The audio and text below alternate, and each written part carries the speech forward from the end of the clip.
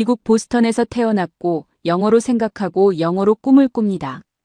부모님은 제가 어릴 때부터 한국말로 말을 걸었지만 저는 늘 영어로 대답했습니다.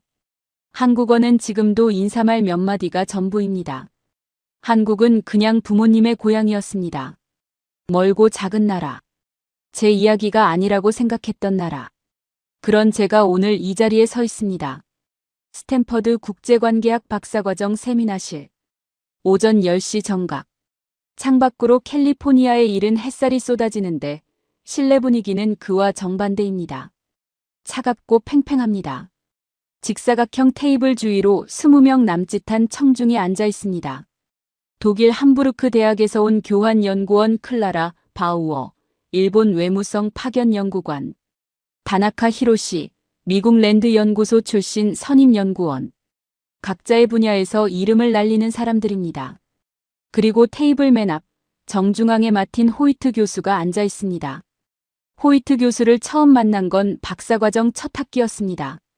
냉전 붕괴를 미리 예측한 논문으로 국제정치학계에서 전설로 불리는 인물입니다. 소련이 해체되기 3년 전, 그는 학술지에 소련의 내부 붕괴 시나리오를 발표했습니다. 당시 학계에서는 터무니없다는 반응이 대부분이었습니다. 그런데 3년 뒤 그의 예측이 맞았습니다. 그 이후 30개국 정부의 전략자문을 제공했고 그의 강의는 매 학기 수강 신청 시작과 동시에 마감됩니다. 지금 그가 두 손을 무릎 위에 가지런히 올려놓고 저를 바라보고 있습니다. 표정에는 아무것도 없습니다. 그게 더 무섭습니다. 테이블 오른쪽 끝에 라이언 코엔이 앉아 있습니다.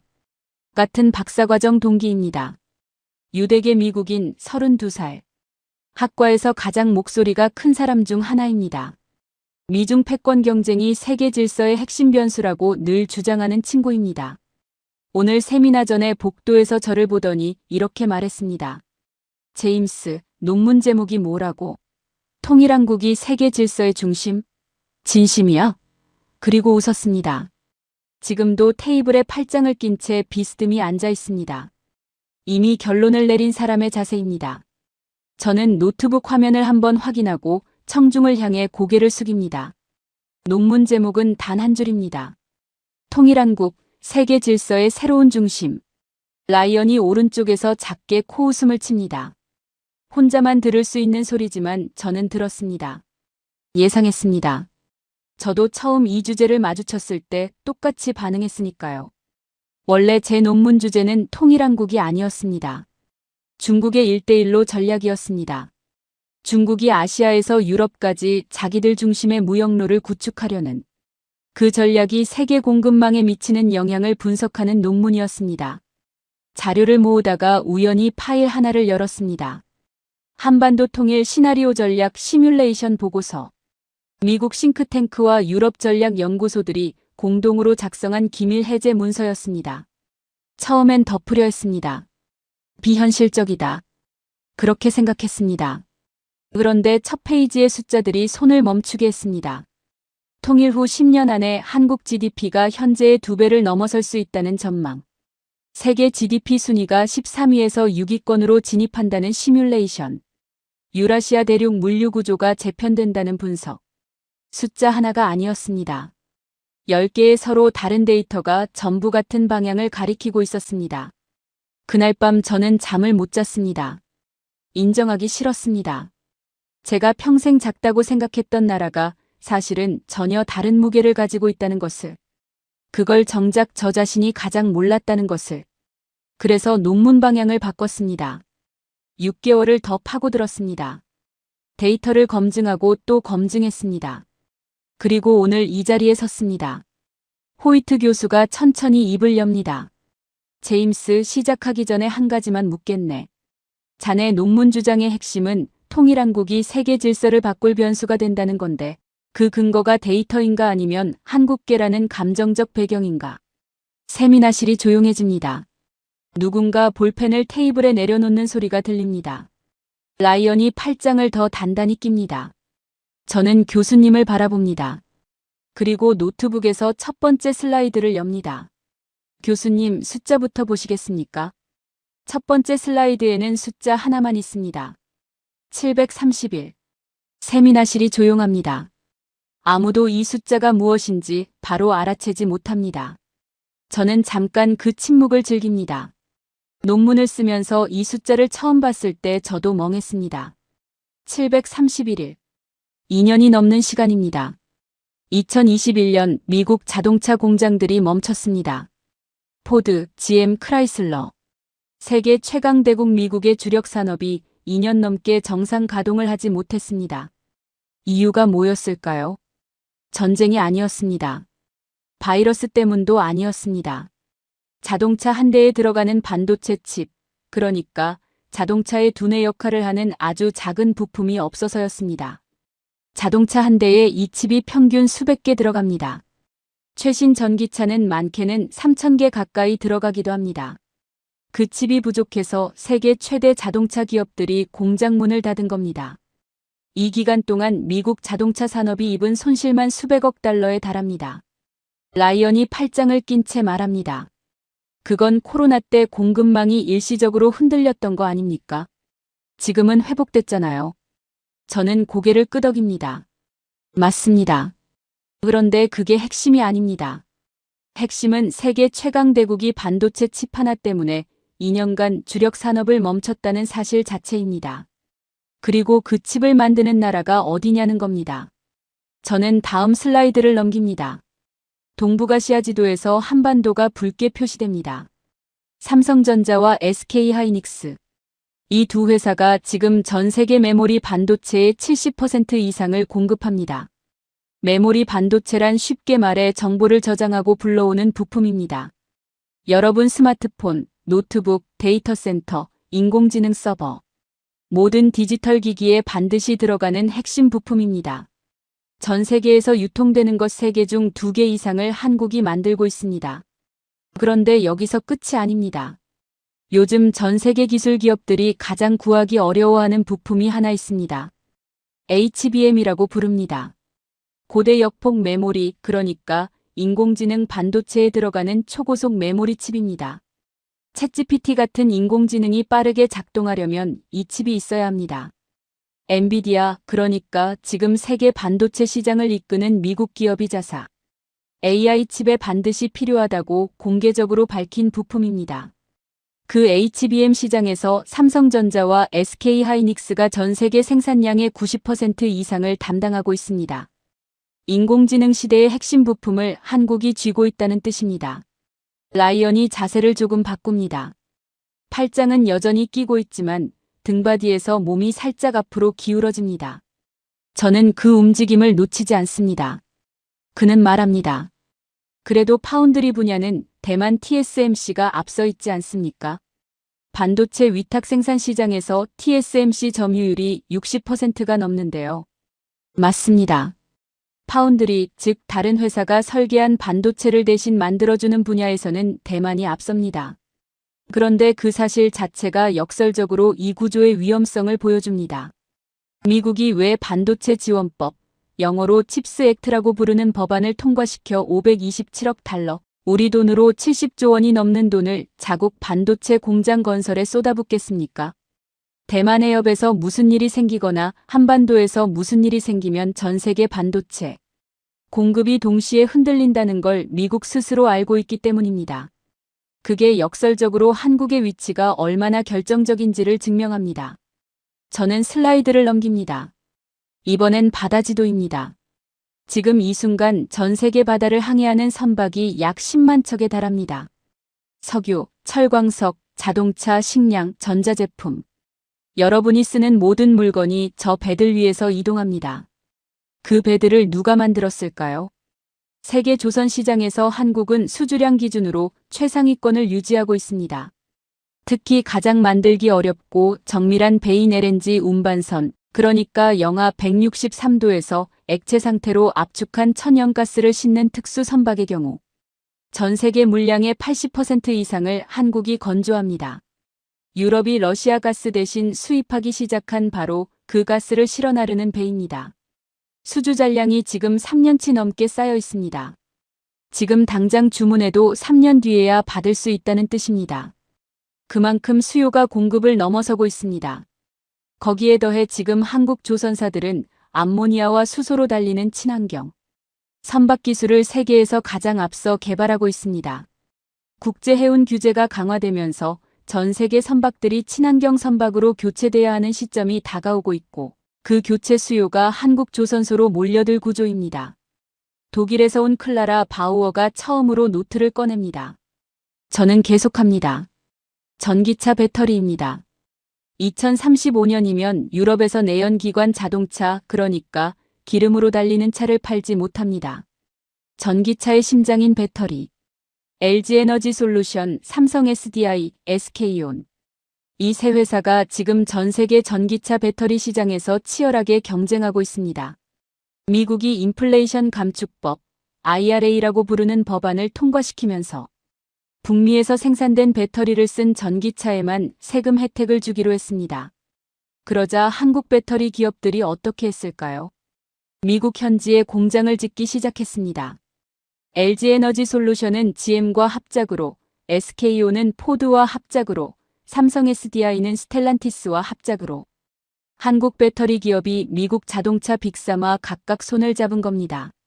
라이언이 라이언답지 않게 조용합니다. 팔짱은 여전히 끼고 있지만 눈빛이 아까와 다릅니다. 반도체, 조선, 배터리. 이 세 가지가 동시에 한 나라에 집중돼 있습니다. 그리고 이 세 가지는 서로 연결돼 있습니다. 반도체가 있어야 스마트 선박이 됩니다. 배터리가 있어야 전기 선박이 됩니다. 이 모든 것이 방위산업과도 연결됩니다. 한국은 지금 세계 9위 무기 수출국입니다. 폴란드가 최근 K2 전차 180대, K9 자주포 212문, FA50 전투기 48대를 한국에서 수입했습니다. 유럽의 한복판에 있는 나라가 미국도 독일도 아닌 한국 무기를 선택한 겁니다. 이유는 단순합니다. 성능이 검증됐고 납기가 빠르고 가격이 합리적입니다. 저는 잠깐 멈춥니다. 여러분이 지금 보신 건 경제 이야기가 아닙니다. 구조 이야기입니다. 한국은 지금 세계 산업 구조의 여러 핵심 고리를 동시에 쥐고 있습니다. 그 고리들 중 하나라도 끊기면 연결된 것들이 동시에 흔들립니다. 호이트 교수가 천천히 말합니다. 그건 지금 한국의 이야기일세.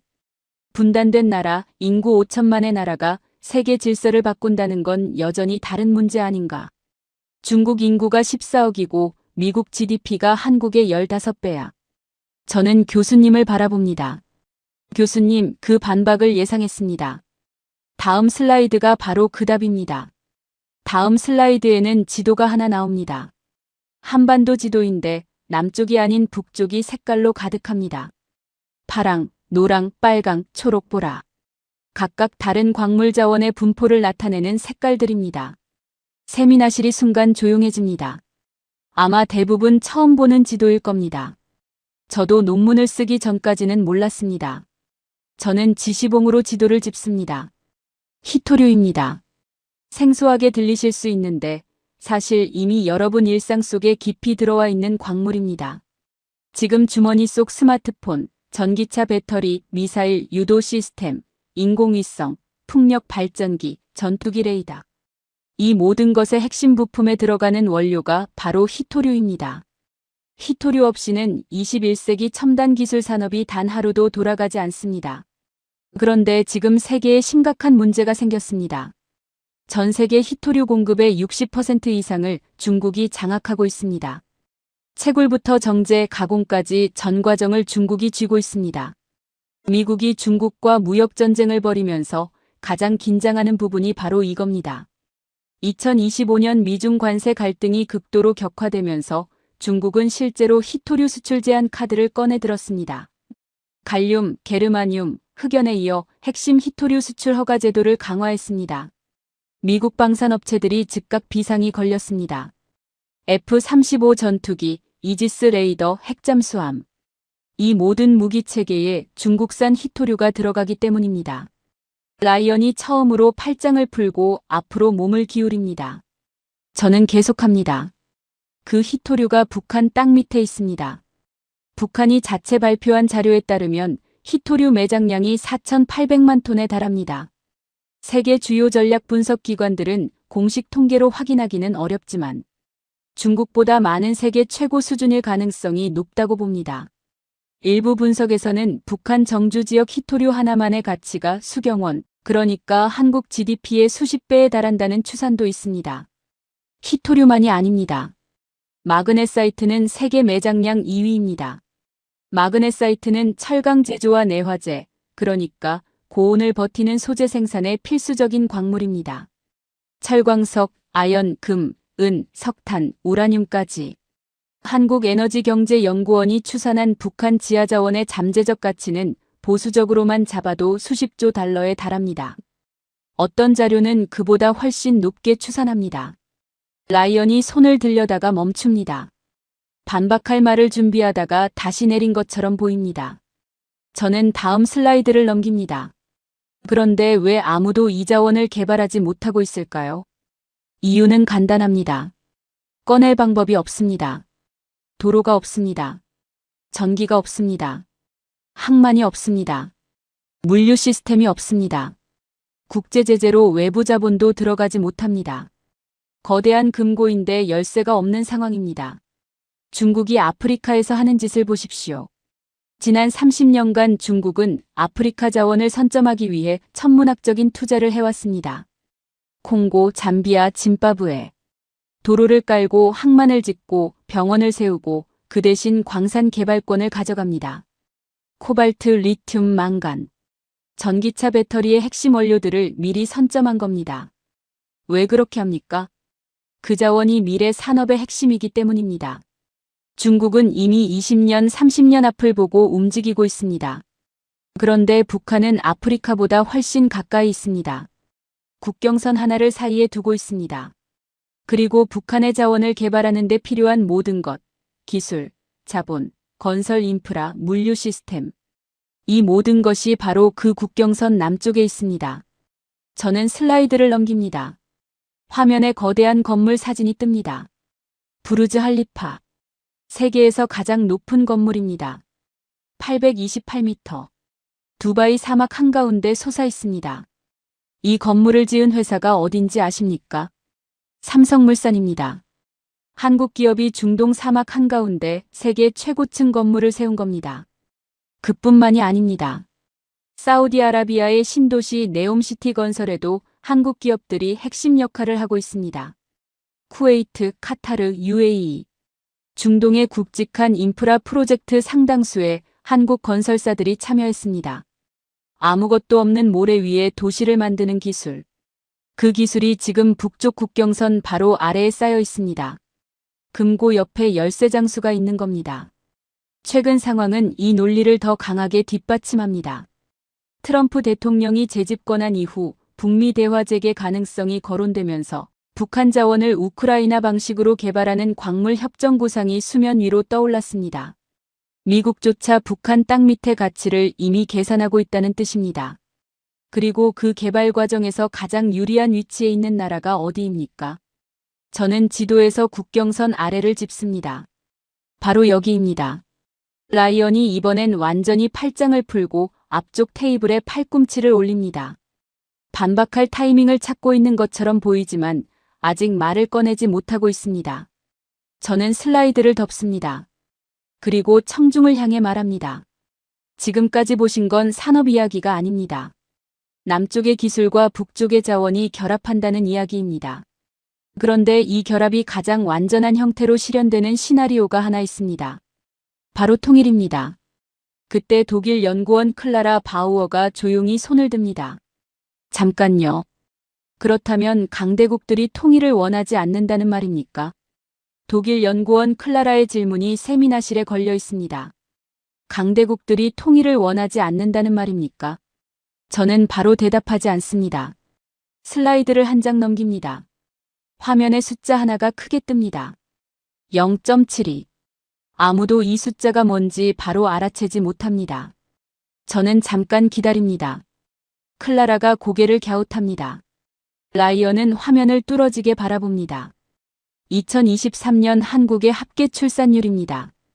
여성 한 명이 평생 낳는 아이의 수가 평균 0.72명이라는 뜻입니다. 인구를 그대로 유지하려면 최소 2.1이 돼야 합니다. 0.72는 세계 최저입니다. 인류 역사상 평화로운 시기에 어떤 나라도 이 수준까지 내려간 적이 없습니다. 전쟁 중이었던 나라들도 이보다는 높았습니다. 저는 슬라이드를 넘깁니다. 한국 인구 전망 그래프가 나옵니다. 한국통계청 공식 전망입니다. 2072년 한국 인구는 3,622만 명으로 줄어듭니다.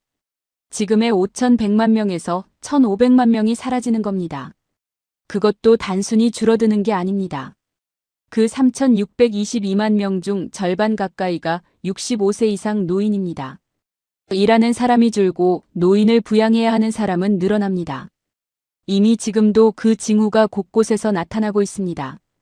전국 228개 시군구 중 113개가 소멸 위험 지역으로 분류됩니다. 절반이 넘습니다. 학교가 문을 닫고 있습니다. 지방병원이 문을 닫고 있습니다. 버스 노선이 사라지고 있습니다. 군대도 위기입니다. 2022년 50만 명이었던 병력이 2040년이면 36만 명으로 줄어든다는 전망이 있습니다. 아무리 기술이 뛰어나도 그 기술을 운용할 사람이 없으면 결국 한계가 옵니다. 저는 이 슬라이드를 준비하면서 어머니 생각이 났습니다. 어머니는 경상남도 작은 마을 출신입니다. 제가 20살 때 가족이 처음으로 한국을 방문했을 때 어머니가 고향 마을을 안내해 줬습니다. 그런데 기억 속의 마을과 달랐습니다. 사람이 없었습니다. 어머니가 다니던 초등학교는 폐교가 돼 있었습니다. 친구들이 살던 집들은 대부분 비어 있었습니다. 어머니가 조용히 말했습니다. 재현아, 여기 사람들이 다 어디 갔는지 모르겠다. 그때 저는 그냥 도시화 때문이겠지 하고 흘려들었습니다. 그런데 데이터를 보면서 그 풍경이 숫자로 눈앞에 펼쳐졌습니다. 어머니가 봤던 그 빈 마을이 한국 전체에서 일어나고 있는 일이었습니다. 그리고 그 다음 슬라이드를 넘겼을 때 저는 처음으로 이 논문이 단순한 학술 연구가 아니라는 걸 느꼈습니다. 저는 다음 슬라이드를 넘깁니다. 북한 인구 2,500만 명이 더해지는 순간 이 구조가 통째로 바뀝니다. 단순히 숫자가 늘어나는 게 아닙니다. 한국보다 상대적으로 젊은 인구 구조가 대규모로 합류합니다. 한국의 생산 가능 인구, 그러니까 실제로 일하고 세금을 낼 수 있는 15세에서 64세 사이 인구가 2020년 3,738만 명에서 2050년에는 2,419만 명으로 급감할 전망입니다. 그런데 북한 인구가 더해지면 이 수치가 크게 올라갑니다. 줄어들 일손이 다시 채워집니다. 북한 주민의 교육 수준에 대해 오해가 많습니다. 북한은 기초교육을 철저히 시킵니다. 특히 이공계 교육에 상당한 투자를 해왔습니다. 수학, 물리, 화학, 공학. 북한이 핵무기와 대륙간탄 도미사일을 독자 개발한 것을 생각해 보십시오. 극도로 제한된 자원과 환경 속에서 그 수준의 기술을 만들어냈다는 건 역으로 기초인적 자원의 수준이 만만치 않다는 뜻입니다. 클라라가 손을 듭니다. 독일 통일이 생각나는데요. 독일도 통일 이후 30년간 2조 유로가 넘는 통일 비용으로 고생하지 않았습니까? 한국이 그 비용을 감당할 수 있겠습니까? 좋은 반론입니다. 저는 슬라이드를 넘깁니다. 독일 통일 이후 동독 경제 성장 그래프가 나옵니다. 독일 통일 때 동독은 서독보다 훨씬 낙후돼 있었습니다. 동독 인구 1,600만 명, 서독 인구 6,300만 명. 경제 규모 차이는 더 컸습니다. 그런데 통일 이후 어떻게 됐습니까?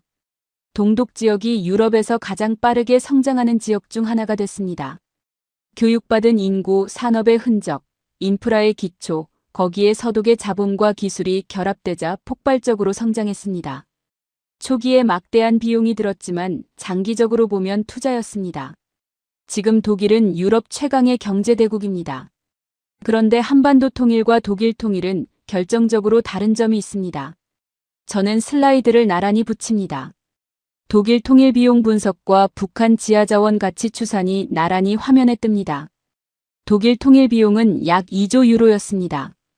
어마어마한 돈입니다. 그런데 동독 땅 밑에 뭐가 있었습니까? 갈탄 정도였습니다. 반면 북한 땅 밑에는 수십조 달러로 추산되는 자원이 잠들어 있습니다. 통일 비용이 크다는 건 맞습니다. 그런데 그 비용을 자원 개발 수익으로 상쇄하는 시나리오가 가능합니다. 독일에는 없었던 방정식입니다. 그때 라이언이 조용히 움직입니다. 처음으로 가방에서 노트를 꺼냅니다. 펜을 들고 무언가를 적기 시작합니다. 아무 말도 없습니다. 그런데 그 행동 하나가 이 세미나실에서 가장 큰 말보다 더 많은 걸 말해주고 있습니다. 호이트 교수가 라이언을 힐끗 봅니다. 그리고 다시 저를 바라봅니다. 교수님이 천천히 말합니다. 하지만 통일 비용이 문제 아닌가. 독일도 그 후유증으로 수십 년을 고생했어. 저는 고개를 끄덕입니다. 맞습니다. 부정하지 않겠습니다. 잠깐 멈춥니다. 그런데 교수님, 독일에는 없었던 것이 북한에 있습니다. 독일에는 없었던 것. 호이트 교수가 눈을 가늘게 뜹니다. 라이언은 펜을 들고 대기하고 있습니다. 저는 슬라이드를 넘깁니다. 이번엔 세계 지도가 전체 화면에 펼쳐집니다. 위치입니다. 저는 지시봉으로 한반도를 짚습니다. 그리고 천천히 말을 잇습니다. 독일은 유럽 대륙의 한가운데 있었습니다. 통일이 되자 동서유럽을 잇는 허브가 됐습니다. 물류가 독일을 통과하고 사람이 독일을 통과하고 자본이 독일에 모였습니다. 분명히 큰 변화였습니다. 그런데 그 파장은 유럽이라는 하나의 대륙 안에서 흡수됐습니다. 저는 지시봉을 한반도로 다시 가져옵니다. 한반도는 다릅니다. 왼쪽에 인구 14억의 중국이 있습니다. 오른쪽 바다 건너에 세계 3위 경제대국 일본이 있습니다. 위쪽으로 세계 최대 영토의 자원대국 러시아가 있습니다. 그리고 태평양 너머에 세계 1위 경제대국 미국이 있습니다. 한반도 하나를 둘러싸고 세계에서 가장 큰 4개의 경제권이 펼쳐져 있습니다. 지구 전체 GDP의 절반 이상이 이 한반도 주변에 집중돼 있습니다. 그런데 지금 이 나라는 사실상 섬입니다. 지리적으로는 반도입니다. 삼면이 바다고 북쪽으로 대륙과 연결돼 있습니다. 그런데 그 북쪽이 막혀 있습니다. 배나 비행기로만 나갈 수 있습니다. 부산에서 베이징까지 직선 거리로 920km입니다. 서울에서 블라디보스토크까지 직선 거리로 750km. 그런데 지금 기차로는 갈 수가 없습니다. 북쪽이 막혀 있으니까요. 대륙과 연결돼 있지만 실제로는 단절된 나라. 그 단절이 한국의 가장 큰 구조적 한계입니다. 저는 세계 지도 위에 선 하나를 가리킵니다. 통일이 되면 이 선이 열립니다. 부산에서 출발해 북쪽으로 올라가 중국이나 러시아를 거쳐 유럽까지 이어지는 선. 기차입니다. 시베리아 횡단철도는 이미 러시아 구간이 완성돼 있습니다. 총 길이 9,288km. 블라디보스토크에서 모스크바까지 이어지는 세계에서 가장 긴 철도입니다. 중국 횡단철도도 있습니다. 이 철도들이 한반도 종단철도, 그러니까 부산에서 평양을 거쳐 신의주까지 이어지는 철도와 연결되면 어떤 일이 벌어집니까? 부산이 유라시아 대륙 철도의 동쪽 출발점이자 종착점이 됩니다. 현재 부산에서 배로 유럽 로테르담 항구까지 가면 30일 이상 걸립니다. 수에즈 운하를 통과해 수만 킬로미터를 돌아가야 합니다. 그런데 철도가 연결되면 14일 안에 화물이 유럽에 도착할 수 있다는 분석이 있습니다. 시간이 절반으로 줄어듭니다. 비용은 해상 운송 대비 30% 이상 절감될 수 있습니다. 지금 부산항은 세계 7위 컨테이너 항구입니다. 철도가 연결되는 날 부산은 해상과 육상 물류를 동시에 처리하는 세계 유일의 복합 허브가 됩니다. 라이언이 눈을 크게 뜹니다. 그리고 옆에 앉은 클라라와 눈빛을 교환합니다. 두 사람 다 아무 말을 하지 않습니다. 그런데 그 눈빛 교환이 말보다 더 많은 걸 전달합니다. 저는 다음 슬라이드를 넘깁니다. 싱가포르 지도가 나옵니다. 싱가포르입니다. 면적이 서울보다 작습니다. 인구 약 590만 명. 서울 인구의 절반 남짓입니다. 석유도 없고 철광도 없고 넓은 농지도 없습니다. 그런데 싱가포르 1인당 국민소득은 세계 3위권입니다. 미국보다 높습니다. 세계 최대 항구 중 하나가 싱가포르에 있습니다. 세계 최대 금융센터 중 하나가 싱가포르에 있습니다. 어떻게 이게 가능합니까? 위치 때문입니다. 말라카 해협의 길목에 있습니다. 동아시아와 유럽, 중동을 잇는 해상 루트의 핵심 지점. 그 위치 하나로 자원도 없고 인구도 적은 나라가 세계적 허브가 됐습니다.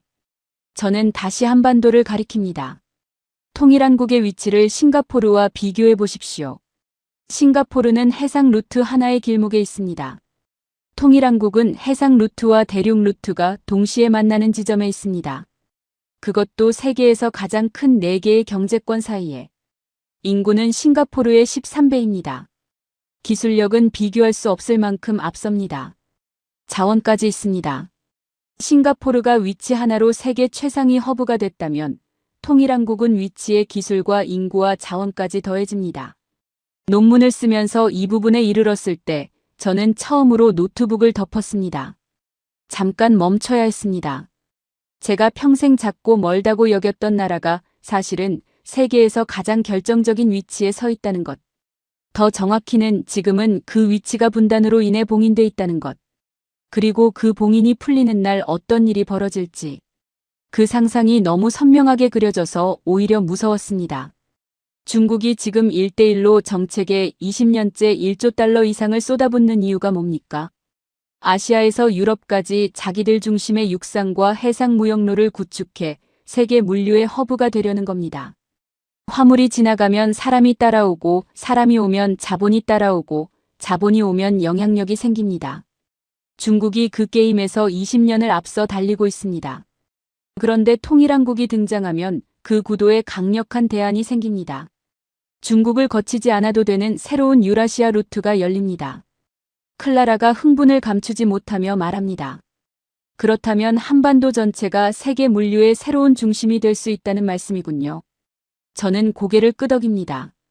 그때 세미나 내내 한마디도 하지 않던 일본 외교관 다나카가 처음으로 손을 듭니다. 목소리가 조용하지만 또렷합니다. 그렇다면 일본은 어떻게 됩니까? 세미나실이 순간 완전히 조용해집니다. 라이언이 펜을 멈춥니다. 일본 외교관 다나카의 질문이 세미나실에 걸려 있습니다. 그렇다면 일본은 어떻게 됩니까? 저는 그를 바라봅니다.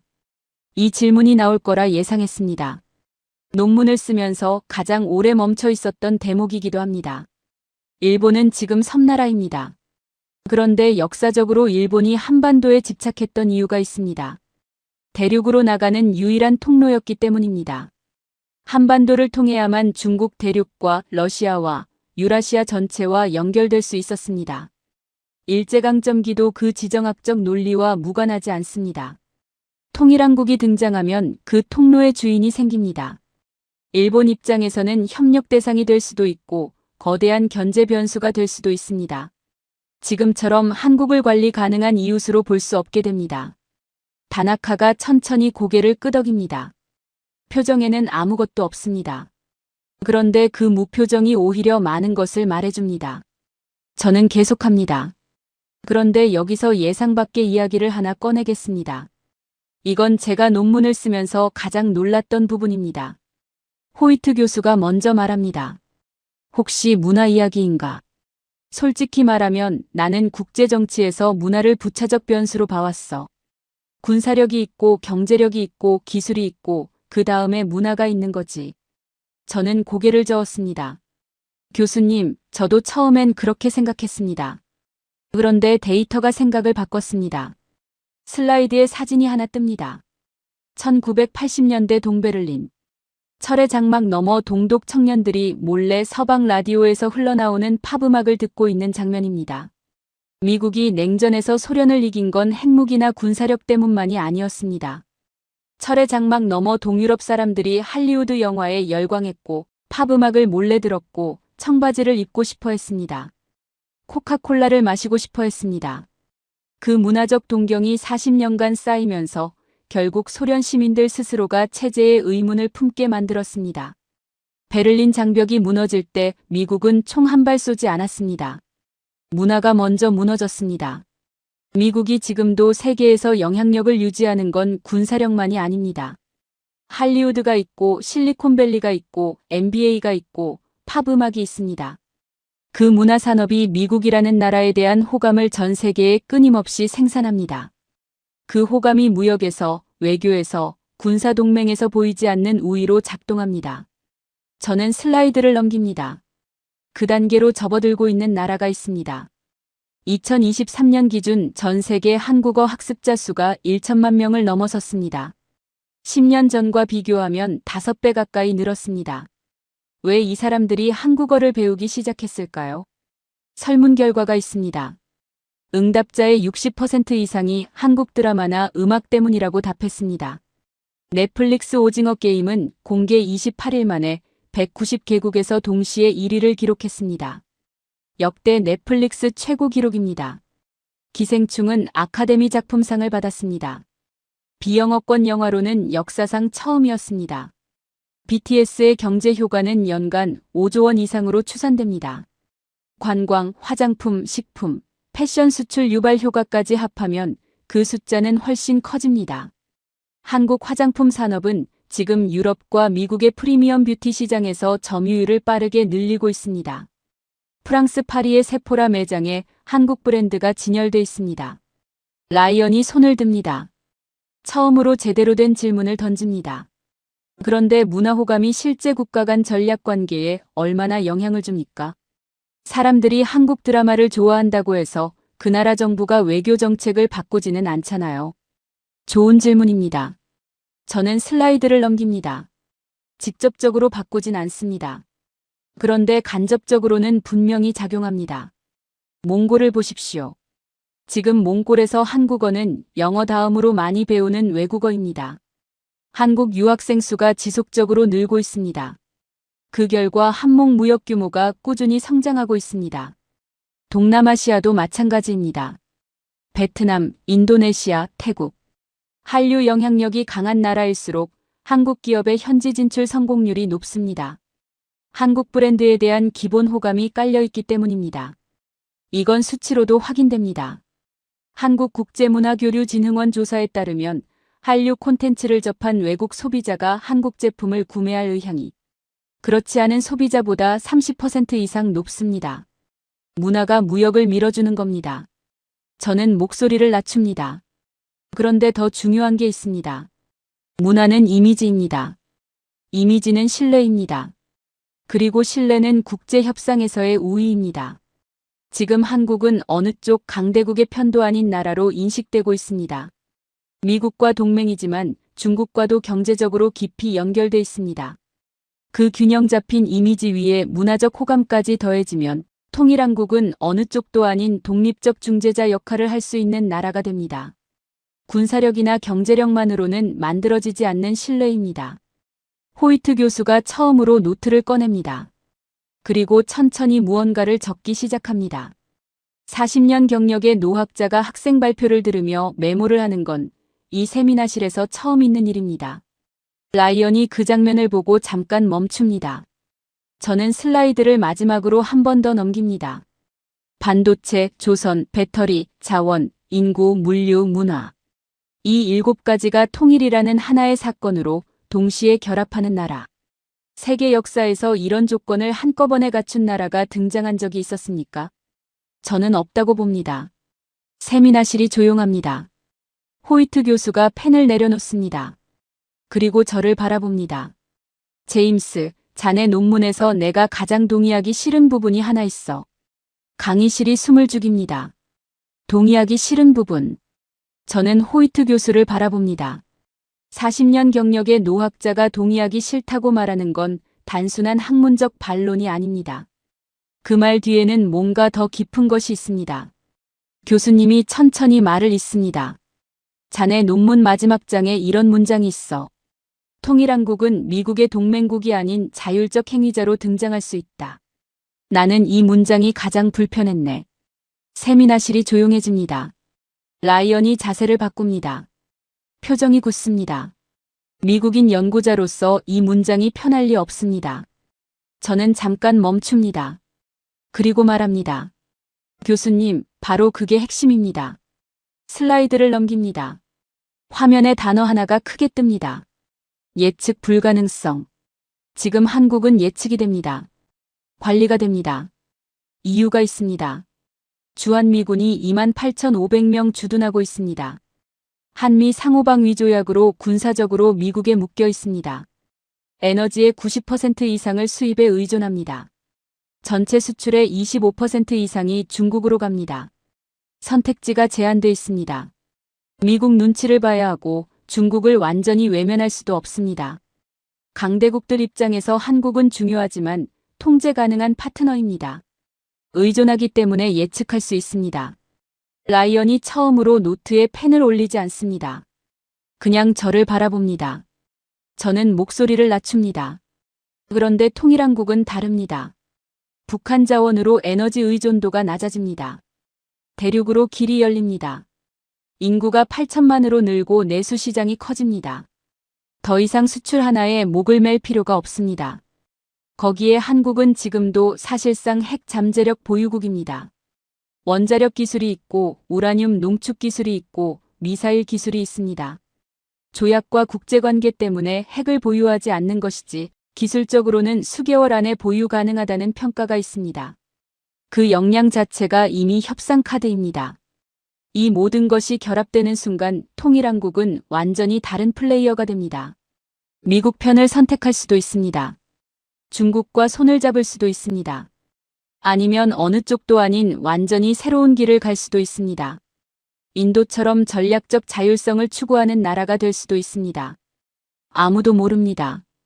그리고 그 모름이 두렵습니다. 호이트 교수가 끼어듭니다. 그렇다면 강대국들이 통일을 적극적으로 막으려 한다는 건가? 저는 고개를 저었습니다. 막으려 한다기보다 서두르지 않는다는 게 더 정확합니다.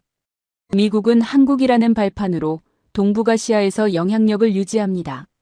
중국은 현재 구조가 불만이지만 구조 자체가 흔들리면 자기들도 감당 못할 변수가 생깁니다. 러시아도 일본도 마찬가지입니다. 서로 원하는 것은 달라도 지금 이 구조 안에서는 계산이 됩니다. 예측이 됩니다.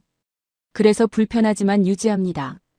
한반도의 분단이 그 구조를 고정시키는 핀 역할을 합니다. 핀이 빠지면 구조 전체가 흔들립니다. 클라라가 조용히 묻습니다. 그렇다면 그 구조는 계속 유지될 수 있다는 말씀입니까? 저는 슬라이드를 넘깁니다. 화면에 흑백 사진 2장이 나옵니다. 1989년 11월 9일. 베를린 장벽이 무너지는 장면입니다. 그리고 1991년 12월 25일. 소련 국기가 크렘린에서 내려지는 장면입니다. 장벽이 무너지기 전날까지 세계의 어떤 정보기관도 어떤 전략 분석가도 이튿날 장벽이 무너질 거라고 예측하지 못했습니다. CIA도 몰랐습니다. KGB도 몰랐습니다. 심지어 동독정부도 몰랐습니다. 소련도 마찬가지였습니다. 미국 국가안보회의가 소련 붕괴 시나리오를 내부적으로 검토하기 시작한 것은 붕괴가 시작되고 나서였습니다. 구조는 영원하지 않습니다. 반드시 바뀝니다. 언제 바뀌는지만 모를 뿐입니다. 그리고 구조가 한번 흔들리기 시작하면 아무도 막지 못합니다. 70년간 철옹성 같았던 소련이 단 몇 년 만에 해체됐습니다. 저는 잠깐 멈춥니다. 지금 동북아시아의 구조도 영원하지 않습니다. 그리고 그 구조가 바뀌는 날 가장 결정적인 위치에 있는 나라가 어디입니까? 저는 지도에서 한반도를 짚습니다. 강대국들이 두려워하는 건 통일한국이 얼마나 강해질지가 아닙니다. 통일한국이 어느 방향을 선택할지 아무도 계산할 수 없다는 것. 지금 한국은 계산이 됩니다. 예측이 됩니다. 그래서 관리됩니다. 그런데 통일한국은 계산이 안 됩니다. 그게 두렵습니다. 라이언이 오랫동안 아무 말도 하지 않습니다. 처음 세미나에 들어올 때 팔짱을 끼고 비스듬히 앉아있던 그 사람이 지금은 테이블에 두 팔을 올리고 정면을 바라보고 있습니다. 표정이 굳어 있습니다. 불편한 표정입니다. 그런데 그 불편함이 반박이 아닌 소화의 불편함이라는 걸 저는 압니다. 저는 마지막 슬라이드를 덮습니다. 더 이상 화면이 필요 없습니다. 그런데 저는 논문을 쓰면서 한 가지를 계속 생각했습니다. 통일한국이 두렵다고 말하는 건 강대국들입니다. 정작 그 나라 사람들 스스로는 자기 나라의 잠재력을 알고 있을까요? 저처럼 평생 작은 나라라고 생각하며 살아온 건 아닐까요? 세미나실이 완전히 고요해집니다. 창밖으로 캘리포니아 햇살이 여전히 쏟아지고 있습니다. 세미나실 안은 그 빛과 무관하게 조용합니다. 누군가 숨을 참고 있는 것처럼. 호이트 교수가 오랫동안 침묵합니다. 그리고 천천히 고개를 듭니다. 저를 바라봅니다. 심사하는 눈빛이 아닙니다. 뭔가 다른 눈빛입니다. 제임스, 나한테 물어봐도 되겠나? 나한테 물어봐도 되겠나? 저는 아무 말도 하지 않습니다. 고개만 끄덕입니다. 호이트 교수가 천천히 자리에서 일어납니다. 40년 동안 저 자리에 앉아 학생들을 심사해온 사람이 처음으로 일어섭니다.